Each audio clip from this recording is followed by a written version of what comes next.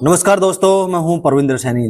दोस्तों, आज हमारे साथ बातचीत करने के लिए इनेलो पार्टी के नेता सतपाल पहलवान जी हमारे साथ हैं। सतपाल जी, आखिर ऐसा क्या हुआ कि आप पहले कांग्रेस पार्टी में थे, उससे पहले आप इनेलो में थे, तो अब फिलहाल आप कांग्रेस पार्टी में थे, आप इनेलो पार्टी आपने ज्वाइन की। सब लोग ये कह रहे हैं कि इनेलो और जेजेपी पार्टी तो आई गई पार्टी हुई, तो आपकी ये घर वापसी कैसी हुई? सबसे पहले तो परमिंदर जी, आपका बहुत बहुत स्वागत है, अभिनंदन है। और जहाँ तक प्रश्न आपने किया, तमाम मेरी तरफ से आपके जितने व्यूअर साथी हैं उनको मैं नमस्कार करता हूँ। आपने जो प्रश्न किया कि पहले मैं लोकदल में था, मैं राजनीतिक जो जीवन था वो बहुत लंबा 35-37 साल के तकरीबन जो था वो लोकदल में रहा। और मैं भी विभिन्न पदों पर रहते हुए मैंने पार्टी में काम भी किया। पहले मैं हल्के का उपाध्यक्ष रहा, उसके बाद में 10 साल तक जिले का यूथ का प्रेसिडेंट रहा, उसके बाद लगातार 7-8 साल तक मैं जिले का मेन बॉडी का जिलाध्यक्ष रहा। और जो कारण आप पूछना चाहते हो कि भाई पार्टी क्यों छोड़ी, कैसे छोड़ी, चलो किसी बात को लेकर के परिवार में मनमुटाव हो गया था। और अब उस समय के जो हालात और परिस्थिति थे वो इस किस्म के थे कि उस टाइम पे वो फैसला लेना पड़ा कि, और मैं स्वयं नहीं गया था दीपेंद्र जी के पास, दीपेंद्र हुड्डा जी खुद मेरे मकान पर आए थे और उन्होंने मदद मांगी थी। और परमेंद्र जी, मैं बहुत पारदर्शी राजनीति करने वाला व्यक्ति हूँ, मैं बात को दबाता नहीं। मदद उस टाइम पर तकरीबन अपने तीनों जिले की टोटल आबादी ने करी थी, किसी ने नीचे तक कर दी, किसी ने ऊपर तक कर दी, मदद सब ने करी थी। तो इसलिए बस वो थोड़ा विचारधारा बात में फर्क आ गया था, इस करके हमने छोड़ दी थी। और आज जो प्रश्न आपने करा कि कांग्रेस क्यों छोड़ी, कांग्रेस पार्टी में मैं ज्यादा संलिप्तता मेरी नहीं रही। दीपेंद्र जी मदद मांगने के लिए आए थे और मैंने मदद जितनी मेरे तक बन पड़े थी, मैं देश की चादर तो हूं नहीं, इतना बड़ा नेता मैं हूं तो फिर मैं ही कर दूं, लेकिन जितना मेरा प्रभाव इस जिले में था, जो मेरा असर था, मैंने उसको 100% देने का काम किया। लेकिन उसके बावजूद कांग्रेस पार्टी का जो तरीका देखा, कांग्रेस पार्टी के जो क्रियाकलाप देखे, तो उनको देख करके कहीं ना कहीं मन व्यथित हो गया कि भी किस प्रकार से कांग्रेस पार्टी के कार्यकर्ताओं का निरादर करने का काम किया जाता है। कांग्रेस पार्टी आज पूरा हरियाणा प्रदेश, पूरे भारतवर्ष का मीडिया परमेंद्र जी इस बात को कहता था कि हरियाणा प्रदेश में निश्चित तौर पर कांग्रेस पार्टी की सरकार बनेगी। लेकिन कुछ नेताओं के दिमाग में इतना अहम आ गया, अगर जो फैसले हम लेंगे उन्हीं फैसलों पर जनता हमारे साथ चलेगी। अपने आप को मास लीडर मानने लग गए, जनता की आवाज नहीं सुनी गई, जनता की भावनाओं की कदर नहीं करी गई। और जिस कारण से हरियाणा प्रदेश में तीसरी बार भारतीय जनता पार्टी अगर स्थापित हुई, तो उसमें सबसे ज्यादा भूमिका जो हो कांग्रेस पार्टी की। आपने कहा कि कांग्रेस पार्टी की भूमिका है, लेकिन नेता कौन है, वो चेहरा कौन है जिस पर आप इशारा कर रहे हैं? दीपेंद्र हुड्डा जी, भूपेंद्र हुड्डा जी। और चेहरा हरियाणा में था कौन, आप बताओ? मैं तो बहुत क्लियर कट शब्दों में इस बात को कहता हूं कि सीटिंग गेटिंग का फार्मूला मैंने एक इंटरव्यू में और भी कहा था, लोगों ने इस बात को नकारा भी था कि सीटिंग गेटिंग हो रहे हैं, तो अच्छे साथियों को आप काम करो। और पूरे हरियाणा प्रदेश में अगर आप जाओगे, शारदा राठौड़ 51,000 वोट लेकर के हारी, पराग शर्मा की 11,000 वोट आई। ये क्या निर्णय था? भूपेंद्र हुड्डा जी का ये निर्णय क्या था? जबकि रोहतक में आकर के भादरगढ़ में आकर वादा करके गए थे कि भाई राजेश जून आपकी बार तू राजेंद्र जून जी की मदद कर दो, अगली बार आपको चुनाव लड़ा देंगे। और बिल्कुल शीशे की तरह साफ था कि राजेश चुनाव जीतेगा, उसके बावजूद कि उसको टिकट नहीं दी गई। मतलब इस प्रकार का अहम पाड़ दिया कि जो हम फैसला करेंगे वो निश्चित होगा, लोग आपके फैसले फूल चढ़ाओगे। प्रजातंत्र है परमेंद्र जी, कोई किसी की क्यारी नहीं बोता, सीरी नहीं है कोई किसी का। अब जिस मर्जी से आप चाहोगे उस मर्जी से आप चलाओगे। अगर भूपेंद्र हुड्डा जी ठीक फैसले लेते तो हरियाणा प्रदेश की जनता भारतीय जनता पार्टी को राज देकर खुश नहीं थी, लेकिन सारी की सारी खामियां कांग्रेस पार्टी की, कांग्रेस के शीर्ष नेतृत्व की रही। ऐसा तो नहीं था कि भूपेंद्र सिंह हुड्डा बीजेपी पार्टी से मिले हुए थे? चर्चा तो कुछ ऐसी है पत्रकार साथी, जो लोगों के अंदर आज आम चर्चा हरियाणा प्रदेश में है, वो इसी बात को लेकर के है कि हुड्डा जी ने भारतीय जनता पार्टी के साथ फिक्सिंग करके हरियाणा प्रदेश की जनता को एक बड़ा धोखा देने का काम किया। क्या आपको टिकट नहीं मिली, क्या आपने इसलिए कांग्रेस पार्टी छोड़ा? मैंने परमेंद्र जी टिकट मांगी ही नहीं।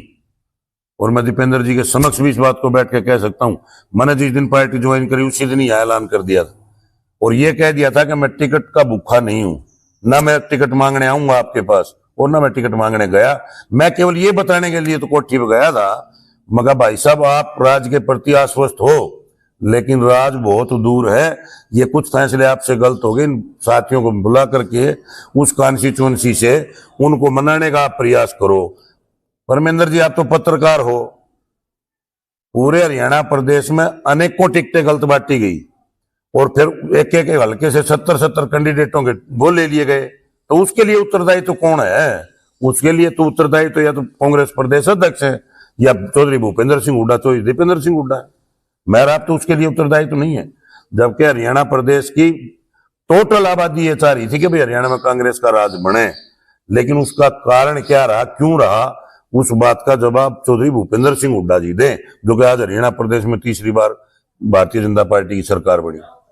सतपाल जी, ये बताइए, आप भूपेंद्र सिंह हुड्डा के काफी करीब रहे हैं, पिछला काफी लंबा समय जो आपका कांग्रेस पार्टी में बीता है, तो क्या आप लोगों की कभी भूपेंद्र सिंह हुड्डा से इस बारे में चर्चा हुई है कि जो कुछ हालात बन रहे हैं, आप लोग गलत कर रहे हैं, क्या आपने कभी इस विषय को उठाया?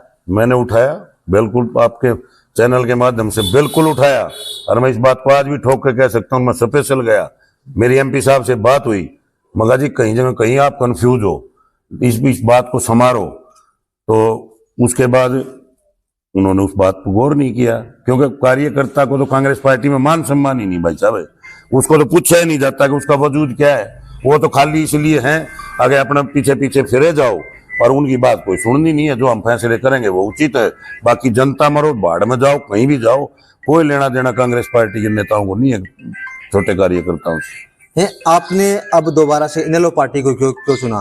बीजेपी में शामिल हो सकते थे और पार्टियां 30 में जा सकते थे, इनेलो में क्या खूबी दिखी आपको?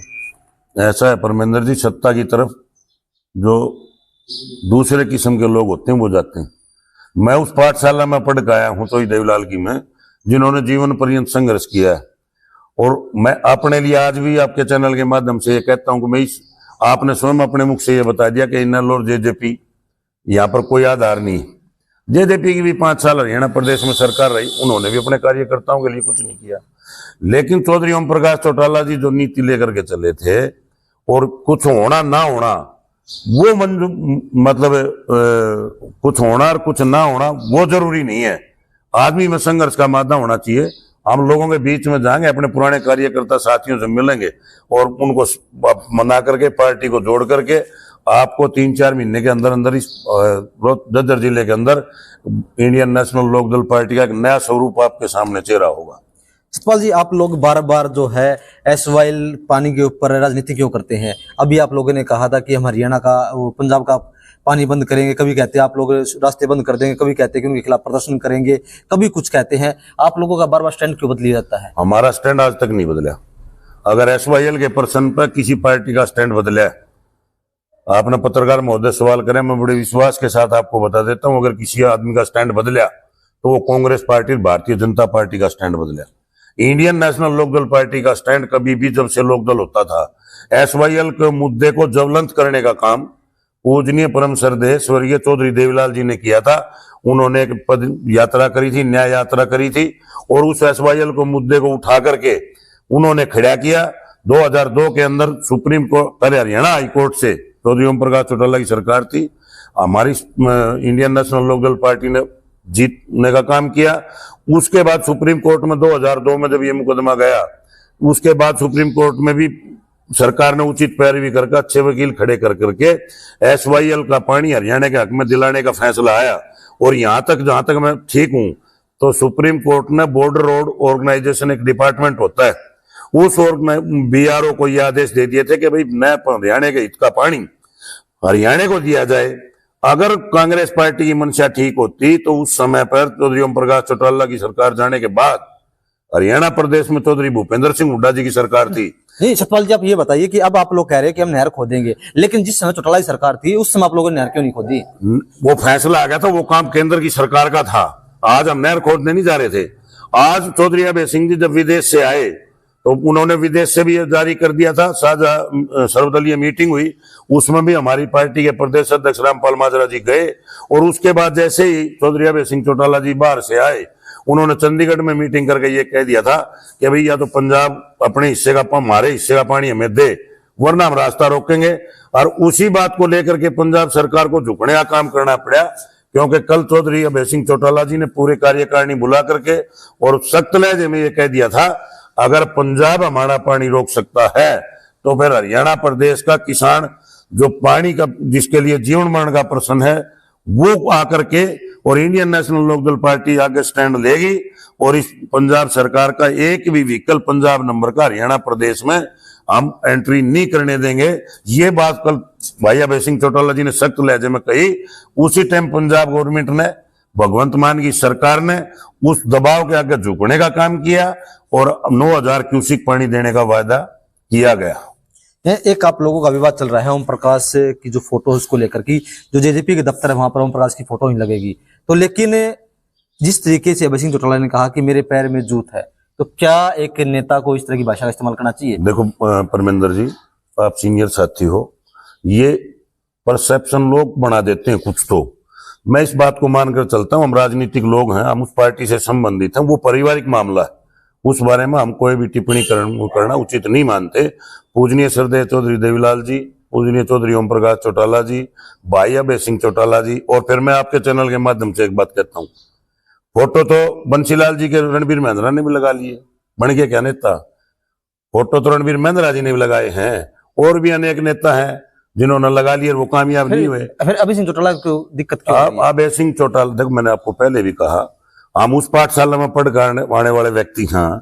अगर हम उस लकीर को मिटाने का विश्वास नहीं करते, हम उस लकीर को लंबी खींचने का काम करेंगे। मैं आपको एक बात बताता हूँ, एक टीचर ने खड़ा होकर के एक ब्लैक बोर्ड के ऊपर एक लाइन खींच दी, वो लाइन खींच दी तो वो कहने 6 इंच की लाइन थी, वो कहने लगा भाई इसको छोटी करके दिखाओ।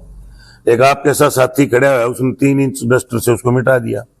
वो डस्टर से लाइन मिटी तो दूसरे साथी से कहा कि आप इसको छोटा कर दो, बोला जी बिल्कुल। उसने डस्टर उठाकर वो लाइन मिटा दी। हम लाइन मिटाने वाले व्यक्तियों में परमेंद्र जी हम नहीं हैं, हम उस पाठशाला में पढ़ के आने वाले व्यक्ति हैं। अगर 6 इंच की लाइन कोई पार्टी हमारे आगे खींचेगी तो हम 12 इंच की लाइन खींचकर उस लाइन को छोटी करने का काम करेंगे। और कुछ मीडिया के साथियों को भी मिर्च मसाला लगाने में इस बात में स्वाद आता है कि भाई ये इस किस्म की बातें करो, इन बातों में क्या रखना, आप मुद्दे उठाओ ना। हरियाणा प्रदेश में 7% सरकार ने कोऑपरेटिव बैंक का इंटरेस्ट कर दिया, कोई पत्रकार साथी इस बारे में नहीं बोल रहा। हरियाणा प्रदेश में कौशल रोजगार निगम के अधीन जो भर्ती किए गए थे हमारे बच्चे, पहले तो परमानेंट नौकरी नहीं दी गई, और दी गई तो उनको भी निकालने का काम किया, उसको भी कोई प्रेस का साथी नहीं कह रहा। पानी का मुद्दा है, आज 45 और 47 डिग्री टेम्परेचर में हरियाणा प्रदेश की जनता पानी के बगैर त्राई त्राई कर रही है, उस मुद्दे को पत्रकार साथी नहीं उठाते। वो एक पारिवारिक मैटर है, ये राजनीतिक मुद्दा नहीं है, वो एक पारिवारिक मैटर है, वो परिवार में बैठकर अपने को निपटा लेंगे। सतपाल जी, अगर बीजेपी की सरकार की बात करें तो अब तक आपको बीजेपी सरकार का कार्यकाल कैसा लगा? भाई पत्रकार महोदय, मैं तो बीजेपी के इतना टच में रहा नहीं हूं, मैं राजनीति से थोड़ा निष्क्रिय था। लोग कांग्रेस करें तो मेरे पास मदद मांगने दीपेंद्र हुड्डा जी आए थे, मैंने मदद कर दी, फिर मैं अपने घर बैठ गया था। कभी बुलाए तो चले गए ना, मैं सक्रिय कार्यकर्ता के तौर पर मैंने कभी काम किया। जहां तक आप भारतीय जनता पार्टी की बात कर रहे हो, भारतीय जनता पार्टी एक इस किस्म की पार्टी है, अब वो अलग किस्म की राजनीति करने का काम करती है, वो लोगों के कामों में विश्वास नहीं करती। अब जैसे सर्वदलीय मीटिंग बुलाई गई थी, सीएम साहब ने कह दिया, सैनी साहब ने, भगवंत मान हमारा रिश्तेदार है। अरे रिश्तेदार के घर तो अगर आप जाओगे तो वो पानी तो सबसे पहले पिया होगा, और भगवंत मान पानी रोकने लग रहा है, सरकार की तरफ से दबाव नहीं बनाया गया। चौधरी अभय सिंह चौटाला ने जब इस बात पर स्टैंड लिया तो उस स्टैंड को देखते हुए भगवंत मान को आखिरी झुकना पड़ा। जैसे नौकरियों की बात थी, परमेंद्र जी कोई भी मीडिया साथी भी नहीं उठा रहा। मैं तो इस बात को अनेक बार कह चुका हूं, सार्वजनिक मंचों से भी कह चुका हूं, एक MA पास लड़का, एक B.Tech लड़का, एक M.Tech लड़का, वो आज कौशल रोजगार निगम के तहत पानी पीने की नौकरी करने पर मजबूर है। क्या इस किस्म की भारतीय जनता पार्टी नौकरी देना काम करेगी? तो जेड भी अगर ग्रेजुएट की होती है तो उसको भी वहां अलग किस्म की सुविधाएं मिलती हैं। तो जो नौकरियों के इसमें बदलाव करने का काम किया गया, वो मैं उसको गलत मानता हूं। जहां तक किसानों की बात थी, किसानों ने 13 महीने तक। सतपाल जी, क्या सरकार मजबूर करती है कि अगर एक MA पास लड़का है कि वो जाके चपरासी की नौकरी करे? अगर उसमें काबिलियत होगी तो कुछ भी लग सकता है वो। परमेंद्र जी ऐसा है, काबिलियत का जहां तक आप प्रश्न कर रहे हो, काबिलियत है तब तो वो ग्रेजुएशन कर रहा है, काबिलियत है तब तो वो MA MPhil कर रहा है, काबिलियत है जब तो वह पीएचडी कर रहा, नहीं तो 8वीं में छोड़ के चला जाए परमिंदर जी। भाई 8वीं से आगे जो जाता है नहीं उसमें तो काबिलियत नहीं, और जो लड़का पीएचडी कर गया उसको भी आप काबिलियत नहीं मानते। इस नीति में बदलाव मैं ये मानता हूं कि सरकार को करना चाहिए, जो पढ़े लिखे बढ़िया बच्चे। और जहां तक आपने ये कहा कि सरकार मजबूर नहीं करी, जब आप नौकरी निकालो नहीं की तो मजबूरी है। परमेंद्र जी देश कहाँ खड़ा है, ये प्रदेश कहाँ खड़ा है, आपको भी पता है, मेरे को भी पड़े। आज हर आदमी को अपने रोजी रोटी के लाले पड़े हुए हैं। वो ये सोचते हैं कि भाई भागते चोर की लंगोटी से ही, जब बड़ी ना मिले तो अपने छोटी करके गुजारा कर लो। कहाँ जाएगा प्रदेश का बेरोजगार जो युवा है? जमीन तो लंबी चौड़ी है नहीं, जोत घटती चली गई। ये कृषि पर आधारित प्रदेश है, तो जो साथी बेरोजगार हो गए वो युवा सोचेंगे भाई 2 रोटी नहीं मिलती तो आधी ले लो। सतपाल जी, अब आप इनेलो पार्टी में हैं, आपने तमाम मुद्दे गिनवाए हैं, तो क्या आप इन मुद्दों को लेकर प्रदर्शन करेंगे? क्या आप इन मुद्दों को उठाएंगे सड़कों पर? बिल्कुल, मैं सबसे पहले अपने पूरे जिले के अंदर हर गांव का दौरा करूंगा, अपने पुराने साथियों से मिलूंगा, और जितने भी हमारे पुराने साथी हैं उनको एकत्रित कर करके इस पार्टी के संगठन को मजबूत करने का काम करेंगे। और उसके बाद जो भी सरकार की बेकायदगियां होगी, हम डरने वाले व्यक्तियों में से नहीं है परमेंद्र जी। जब उखड़ में सिर दे लिया तो मुंह से तक के डरना। जब जनहित की राजनीति करनी है तो फिर लोगों के हितों के लिए खड़ा भी होना पड़ेगा, संघर्ष भी करना पड़ेगा। आपने तो प्रश्न कर दिया, यहाँ कुछ भी नहीं है। सिलानी में देखा होता आपने, लोगों का तापा 48-47 डिग्री टेम्परेचर था, उसके बावजूद भी हजारों आदमी उस रैली में मौजूद थे। और अगली जो रैली हम झज्जर में करेंगे वो उसका परिणाम आप वहां पर मौके पर आके देखना। मैं ज्यादा बड़ी बात नहीं करता, लेकिन हमारे में संघर्ष, हम उस पाठशाला में पढ़ गए हैं कि हमारे अंदर संघर्ष करने का मादा है परमिंदर जी। तो सुना आपने सतपाल पहलवान को, जिनका साफ तौर से कहना है कि जो इन्होंने रैली की थी इससे भी बड़ी रैली करेंगे, और इन्होंने कांग्रेस पार्टी को अलविदा कह के इनेलो पार्टी का दामन थामा है। उन्होंने साथ ये भी कहा है कि जो भी जनहित के मुद्दे होंगे उन मुद्दों को भी वो सड़कों पर जरूर उठाएंगे। सतपाल जी, हमसे बातचीत करने के लिए आपका बहुत बहुत धन्यवाद। Thank you.